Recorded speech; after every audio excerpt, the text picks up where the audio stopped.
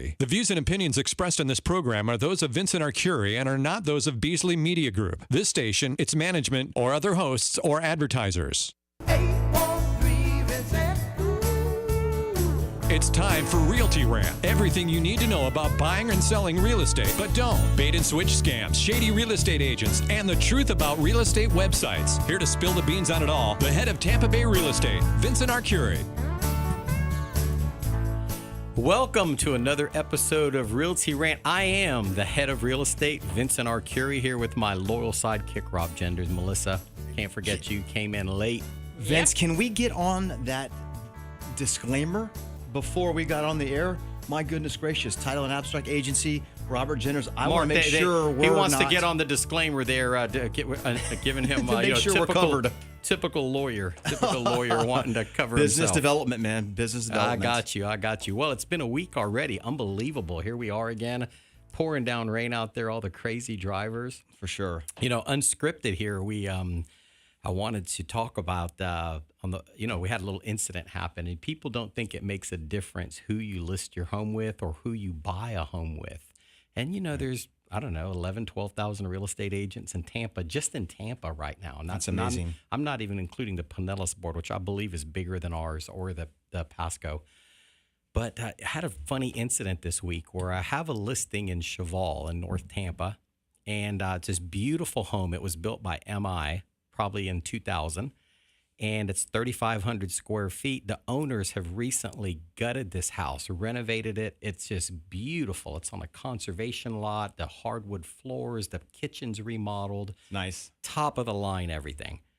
And then I have another, not me, but another agent has a house listed one block over. That's the same model, but it's not updated. It's not renovated. It doesn't have all the upgrades.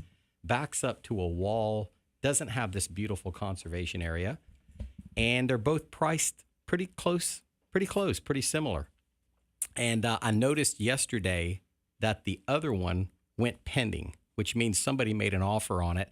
And because I personally handle my business, I know that nobody had seen my house the day or two before. So I knew that this particular buyer had not seen my listing, had no idea that this house, this beautiful house, one block over for about the same amount of money. My seller spent about $80,000 renovating this house. New air conditioning units, just top of the line, everything. And I can't imagine what that person, now who loses on that? The real estate agent lost because, frankly, I was offering a bonus on mine. So if a real estate agent would have shown mine, they would have made more money. Their client lost. Because they're going to have to equal mine. The $80,000, that's one thing, but the lot is so superior. It's amazing to me. I don't even know, a builder would charge $50,000 difference between those two lots. So they lost out on that. My seller lost out because, they selected a good real estate agent. We've got a pretty good team. But I'm saying, I don't know who the person was that missed that other show. It's like, maybe that agent wasn't trained well enough to go, because had that been my buyer, the first thing I'm going to do is check the surrounding area to see what similar homes are selling for and what's for sale. I mean, That's part of the comparative market analysis they should have done. Before you make an offer, I want to do a market analysis for my buyer to make sure that they're not overpaying and we don't get into any issues. And then here, this one particular instance people don't think it makes a difference who you list with.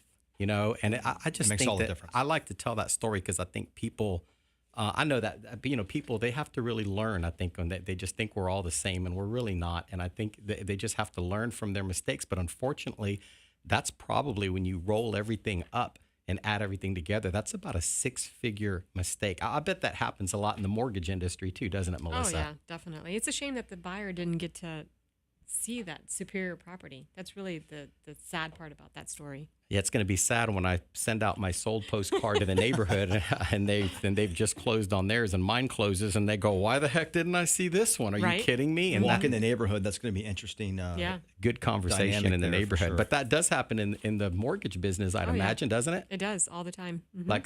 Like give me an example. Somebody's buying the rate, they're just going with their Uncle George, who's just got their mortgage broker's license, and now here they are with Uncle George at 7.7% and 3 points. It's like a hard money loan. Right. You know, Yeah. like It happens 12%. especially with builders because builders offer the incentives for $10,000, but it's a bunch of smoke and mirrors because they're offering $10,000 on a loan that is costing you $5,000 more than a regular loan. So, yeah, it doesn't make sense. Yeah, and I know it happens in the I know just from using you for so many years, Rob, that like sometimes I've had other agents where I've had the buyer and there's been a title company. I don't want to say the names of the company because I can get in trouble for that disclaimer, but there's companies out there with the affiliated businesses and they're like, "Oh, you have to use our title company," and then there's an issue with the title and their title company is so small they're afraid to write over. Could you explain to the listeners what that means when I say write over something so that we could have a closing? Well, you've got the commitment. The one thing that we do is we've got three of the biggest underwriters in the world with Fidelity, First American, and Old Republic. So we produce the commitment, and it's about clearing conditions and identifying risk and managing that risk. And when you have some of the biggest underwriters in the world, they're able to manage the risk a little bit more efficiently and effectively than some of the smaller underwriters who don't quite have the resources to get to the bottom of the risk. And when you get a commitment back from Title and Abstract, again, with three major underwriters, major players in the industry, our conditions are legitimate. They're well thought out, and they're not a whole list of. Typically, they're not as they're aggressive in terms of managing the risk because they have the resources to do so. So usually, our commitment and those risks are at a minimum. Okay, that's spoken like a true attorney. So if you guys wake up, I lost listen, that. I lost everybody, that at hello. everybody wake up. That was a nice lost me at- legal explanation, but I think in my No, really, it's managing risk. Oh, I yes, mean- but my interpretation is somebody looks at it and says, "Oh gosh, we can't insure Close. it, and we can't have a closing because ABC." And you guys are so large and so experienced that that easily you could write over that, and it's never going to impact it. You're the ones insuring it, so Exactly. you guys say, "Go ahead and have a closing," and that's the difference in somebody pulling their hair out and having a closing. So I think that's critical that you have a teamwork. How long have you been in Tampa, Rob? Long time. Davis Yeah. Island, high Yeah, school and here. you played ball did a there couple at things. you so swimming, diving, baseball, football. It's and been you, a how good long time. you been in the title business? I was in-house counsel doing contracts in 2001, and then opened my own title agency in 2000. I've been doing about 11 years of my own title agency, Right. And with And- Shapiro Fishman and Title and Abstract for about I'd say almost 3 years. So Yeah, and we've been in Melissa, it. I remember the beginning of time. I don't Yeah. want to give away our age because we're old, Exactly, but exactly. just Oh, I Born just and raised. Born and raised. I want people, and you've been doing the mortgage. You've been doing mortgage title. 23 years. 23 years. So I've been getting close to 30 years. Getting Long in the approach- tooth. Yeah, but I've seen a lot of things change in the real estate industry, and one of the things that I wasn't. This isn't in my little business plan today, but right before we came here to the studio, we were at Cheval Golf and Country Club. Tampa Association of Realtors was doing an economic summit, if you will, Economic the summit health today. of the real estate market.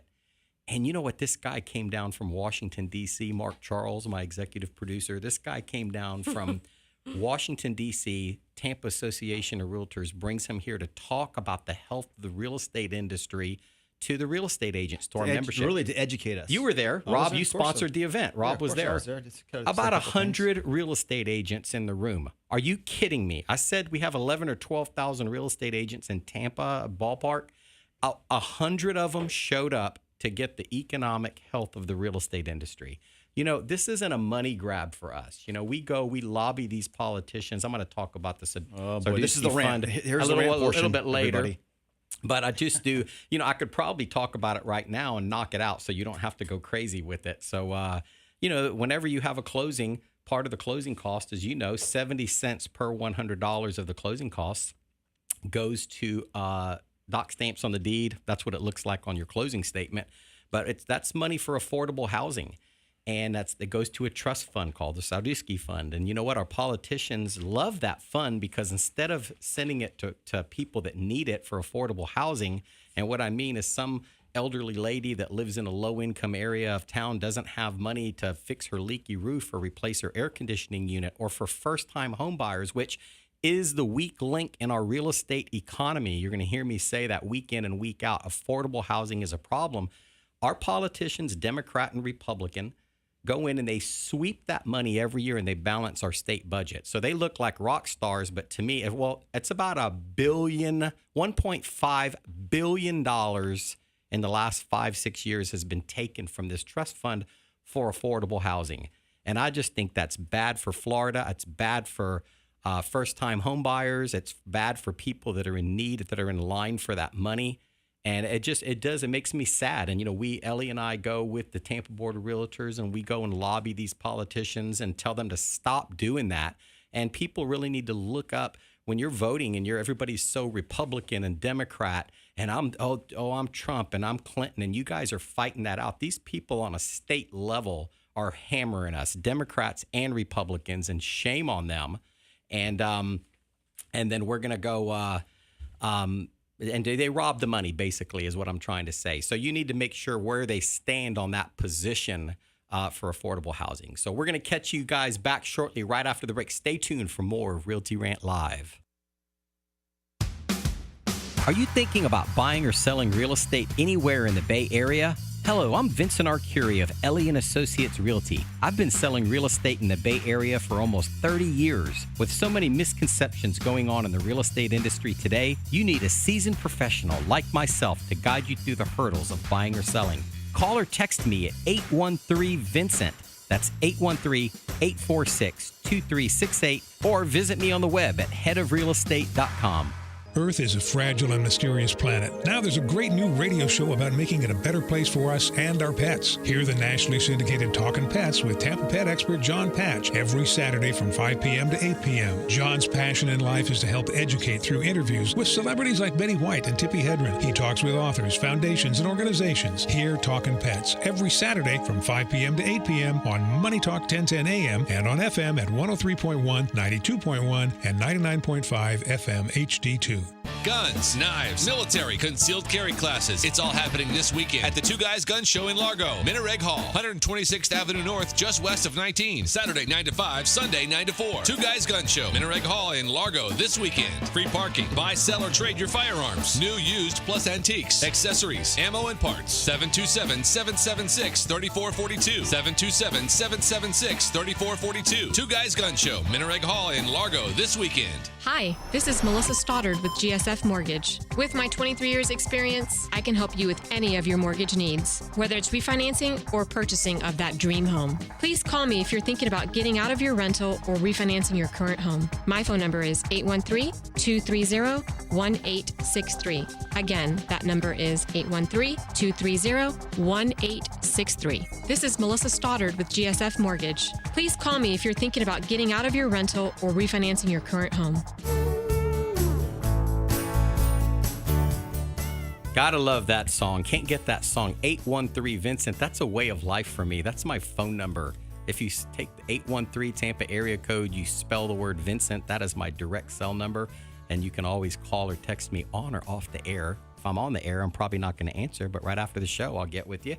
I am the head of real estate, Vincent Arcuri, and I'm back. And, we're talking on break a little bit, and I have to be careful when I talk about the next segment here. I'm going to talk about how real estate agents represent and do not represent buyers and sellers, because I'm here and I know that most people sitting there driving their car right now, they're in traffic and they're listening to this thinking, oh, this is going to be boring. Heads up, folks, because this is going to get, if you've bought or sold real estate in the last, since July of 2006, you're about to, you're going to have your mind blown here right now.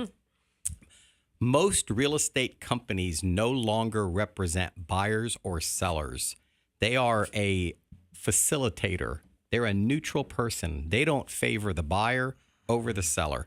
Put yourself in the position of a buyer and you're buying a home and your agent makes an offer and that your agent finds out that the seller will take less money for that house and your real estate agent doesn't convey that to you. Or how about this? You have your house listed with a real estate agent and man, sellers are paying the, let me be careful here and tiptoe through that, but the sellers are paying the real estate agents most of the time. And here we go, got a buyer willing to pay more money for your home and you listed the agent, your agent finds out that you listed your home with that the buyer is willing to pay more, but they don't tell you. Wouldn't that kind of antagonize you? That would infuriate you if you knew that was their position. It's called a transaction broker. They're, Rob, you're an attorney. If two people are getting a divorce and one person hired the most aggressive, they hired Ed Brennan to represent them as a cannon, a hammer in the divorce lawyer, the biggest name in divorce law in Florida, Ed Brennan.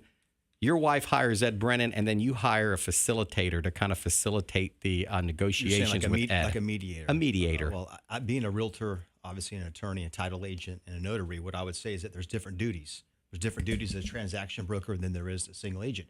Single agent's a duty of confidentiality, obedience. There's a lot of duties. Loyalty. You got to read the fine print. You got to read the fine print, and obviously a transaction broker, they're not responsible for full disclosure. Right. And you know what really gets me furious is that I don't know who lobbied for that law, but there was a while there from 2006 for about 4 or 5 years, maybe 11 or 12. It didn't even have to be in writing. The law in Florida, I traveled all around the country speaking to real estate agents and brokers, and they think you're lying. They think that's not the way it is in Florida, because in pretty much every other state, at first contact, the real estate agent has to tell the buyer or seller how they're being represented. But in Florida, for about half a decade, you didn't even have to mention it to them, and nothing was in writing. The law said that if you didn't ask the question, right, you were assuming this transaction broker relationship, which basically the number one thing is loyalty, confidentiality are missing. If you hire a single agent, when you list your home with me, I am a single agent. I'm representing the seller. I'm representing the buyer as a single agent. I am not representing the other party. I'm looking out for the best interest of my client. That is a rarity, and I'm going to guesstimate that that's less than 10% of the transactions. And so if you think that, I'm with a big company and I'm with the big national brand, you better think again, because those are the people that are most likely to not represent you. That's one of my big disconnects with national franchises, and I was involved with national franchises many years. Matter of fact, I was the number one ERA agent. Remember ERA? Oh, yeah. I remember that. I was the number one. Yeah, I was with the Polo Group forever. I was the number one ERA agent in the world. I was the number one ERA agent in Tampa from 1995 to 2008 for 13 consecutive years. And so I'm very familiar with the national franchise model. And, there's a legal, and as a lawyer, there's a big legal, everybody's running for cover because these deals are getting, the technology's moving so fast, I guess. And people, they don't want the liability. And they like to say, well, as a transaction broker, the seller's not liable for the brokerage. Well, that goes both ways also. There's a lot of things that also protects them from a lawsuit. And I think the main reason why that law has been pushed and lobbied is that it protects the brokerages from getting sued. I know that you like the single agent representation because of the duty of loyalty, obedience, and full disclosure. I know you do. Right. You enjoy that. Well, I'm putting some people to sleep right now, but you're a lawyer. I mean, you've got a real estate license. If you were going to list your home, would you list with the transaction broker? I mean, I'm asking from a legal standpoint. I would. I prefer somebody having my best interests. Okay. And actually giving me full disclosure. I want to know all the different moving parts. I want to know, I'm particular, but I want to know every single thing about the transaction. Right. And I want somebody to have my loyalty. Well, and it goes back to what we said in the first segment.